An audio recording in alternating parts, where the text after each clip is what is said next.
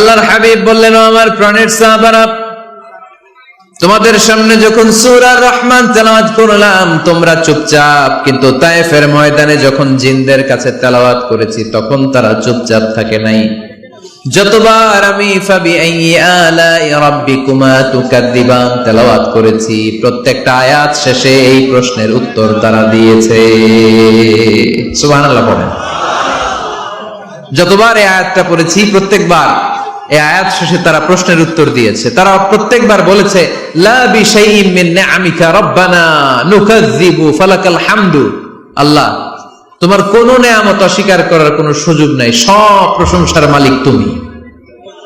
আবার যখন এই আয়াতটা আমি পড়েছি আবার উত্তর দিয়েছে, আবার আমি পড়েছি আবার উত্তর দিয়েছে। এরকম একবার নয়, দুইবার নয়, 5 বার নয়, 10 বার নয়, 31 বার এই আয়াতটা তেলাওয়াতের পর পর জিনেরা এই আয়াতের উত্তর আমার সামনে দিয়েছে। সুবহানাল্লাহ। লা বিশাইইন মিন নিআমিকা রাব্বানা নুকাযযিবু ফালাকাল হামদু। We cannot deny any of your mercy and blessings. All praises to you. All praises to you. সব ক্ষমতার মালিক একজন, চিল্লায় বলতে হবে, তিনি কে? তিনি হচ্ছেন আল্লাহ। সূরাতু আর রহমান, সূরার নাম কি? আরো জোরে বলেন। কোরআনের 55 নম্বর সূরা এটা। কত নাম্বার? আয়াত আছে 78টা। কয়টা? সূরাটা মাক্কি সূরা। কি সূরা? এবার প্রশ্ন করে উত্তর দেন। এই সূরাটা কোরআনের কততম সূরা? 55। আয়াত কয়টা? 78টা। মাক্কি না মাদানী? মাশাআল্লাহ, এই তো আপনারা উত্তর করতে পেরেছেন। এই সূরাটার একটা চমৎকার নাম আছে। বাইহাকী শরীফে আল্লাহর হাবিব সাল্লাল্লাহু আলাইহি ওয়াসাল্লাম ইরশাদ করেন, ইন্না লিকুল্লি শাইইন আরুস ওয়া আরুসুল কুরআনি সূরাতু আর রহমান। আল্লাহর হাবিব বললেন, সবার জন্য একজন নববধূ আছে, কোরআনেরও একটা নববধূ আছে। কোরআনের নববধূর নাম হচ্ছে সূরা আর রহমান। আওয়াজ করে সুবহানাল্লাহ বলতে পারলেন না? নববধূ বুঝেন তো? হ্যাঁ, নতুন বউ। নববধূ মানে কি? আল্লাহর হাবিব বললেন, ইন্না লিকুল্লি শাইইন আরুস ওয়া আরুসুল কুরআনি সূরাতু আর রহমান। সবার জন্য একটা নববধূ আছে, কোরআনেরও একটা নববধূ আছে। কোরআনের নববধূর নাম সূরা আর রহমান। নববধূ যেমনি বাসর রাতে হাতে পায়ে আলতা মেখে, বেনারসি শাড়ি পরে, লিপস্টিক দিয়ে, খোপায় ফুল দিয়ে, জুয়েলারি পরে, অর্নামেন্টস পরে, মেকআপ করে, পার্লারিং করে তার স্বামীর জন্য ওই রাতে সে নিজেকে উজাড় করে সাজায়, ঠিক কিনা? ঠিক তেমনি আল্লাহ তাআলা এই দুনিয়াতে আমাদেরকে কি কি নিয়ামত দিয়েছেন, আবার কি কি নিয়ামত জান্নাতে গেলে দিবেন, তার সব কিছু বর্ণনা করে এই সূরাটাকে তিনি উজাড় করে সাজিয়েছেন। সূরাটার নাম কি? আরো জোরে বলেন, কি নাম? আর রহমান। একটা দুর্বল বর্ণনায় এসেছে, দুর্বল বর্ণনায়, যে আল্লাহ তাআলা, স্বয়ং আল্লাহ তাআলা জান্নাতে জান্নাতীদেরকে এই সূরা আর রহমানটা নিজ কণ্ঠে তেলাওয়াত করে শোনাবেন। আমরা আল্লাহর কণ্ঠের তেলাওয়াত শুনতে চাই কি চাই না? আল্লাহর তেলাওয়াত কি আমাদের মতো তেলাওয়াত? আল্লাহ দেখতে কি আমাদের মতো? লাইসা কামিসলিহি শাই। তার মতো কেউ নাই। তার মতো কেউ আছে? তার মতো কেউ নাই। তিনি তার মতো। তিনি কার মতো? তিনি তার মতো। লাইসা কামিসলিহি শাই। জান্নাতীরা যখন জান্নাতে ঢুকবে আল্লাহ তাআলা প্রশ্ন করবেন, ও জান্নাতীরা, এই কোরআনে যত নাজ নেয়ামতের বর্ণনা দিয়েছিলাম তার সবগুলো কি তোমরা পাই টু পাই বুঝে পেয়েছো? জান্নাতীরা বলবে পেয়েছি। হঠাৎ এক জান্নাতি হাত তুলে বলবে, আল্লাহ, একটা জিনিস তো পাই নাই। সবাই বলে পাইছি, তুমি পাও নাই। কি পাও নাই? কয়, আমনেরই তো পাই নাই। সুবহানাল্লাহ পড়বেন না? আপনাকেই তো পাই নাই। সব দেখলাম, সব খাইলাম, সব দেখলাম, কিন্তু আপনারে তো দেখলাম না। আল্লাহ তাআলা তখন বিশাল জান্নাতের এক কনফারেন্স রুমে সবাইকে বসিয়ে আল্লাহর দিদার মানুষকে দেখাবেন। আল্লাহ তাআলা তার গোপন সৌন্দর্যকে সেদিন জান্নাতীদের সামনে প্রকাশ করে দিবেন। আল্লাহর হাবিব বসবেন ওই কনফারেন্স রুমে সবার সামনে। আল্লাহর হাবিবের পেছনে বসবে অন্যান্য নবীরা, তারপরে সোহাদা, সালেহীন, আউলিয়া সবাই বসবে।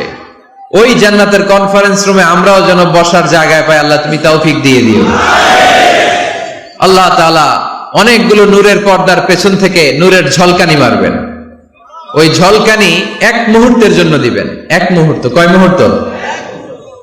70,000 নূরের পর্দার কথা বলা হয়, এই বর্ণনাটাও দুর্বল। পর্দা আছে কিন্তু কয় হাজার জানে কে? আল্লাহ। ওই পর্দা সরিয়ে আল্লাহ তাআলা সৌন্দর্যের বা নূরের ঝলকানির এক আলোকচ্ছটা জান্নাতীদের সামনে তুলে ধরবেন এক মুহূর্তের জন্য। কয় মুহূর্ত? আলোকচ্ছটা দিয়েই আবার নাই, আবার সরায় ফেলবেন। ওই এক মুহূর্ত দেখে জান্নাতীরা পাগল হয়ে যাবে, অপলক নেত্রে তাকিয়ে থাকবে। এইভাবে চোখের পলক ফেলবে না, চোখ মেলে তাকিয়ে আছে। কিন্তু সামনে কিন্তু আল্লাহর নূর আর নাই, কারণ ওইটা আসছিল কয় মুহূর্তের জন্য? এক মুহূর্ত পরে নাই। কিন্তু কি যে দেখলাম, কত সুন্দর! কোটি কোটি বছর এরকম অপলক নেত্রে জান্নাতীরা তাকিয়ে থাকবে। ইন্নাল্লাহা জামিলুন ইউহিব্বুল জামাল। আল্লাহ নিজে সুন্দর, সৌন্দর্যকে পছন্দ করেন। আল্লাহর চাইতে সুন্দর কিছু হতে পারে? চিল্লায় বলেন পারে?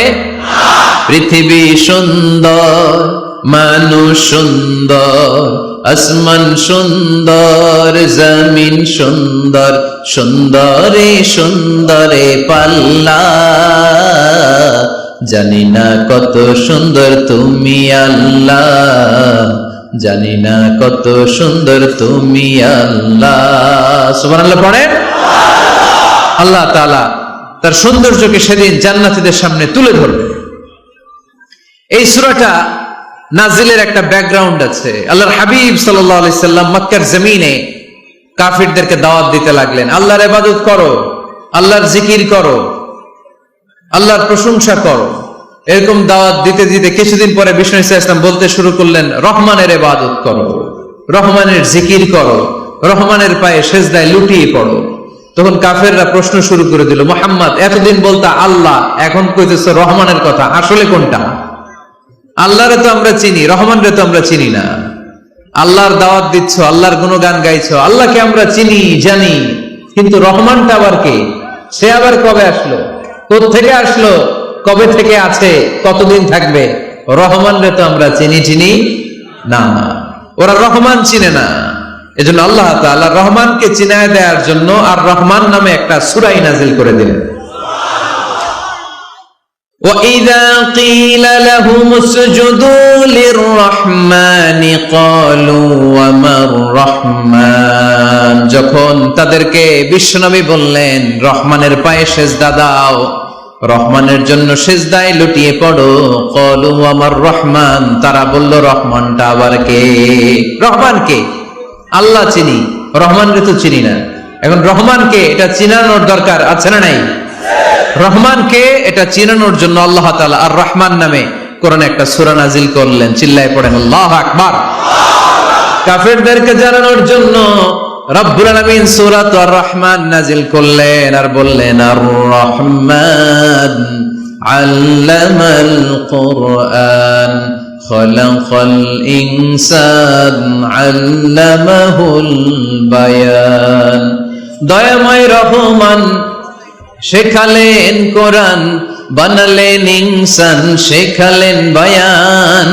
দয়াময় রহমান শেখালেন কোরআন, বানালেন ইনসান, শেখালেন বায়ান।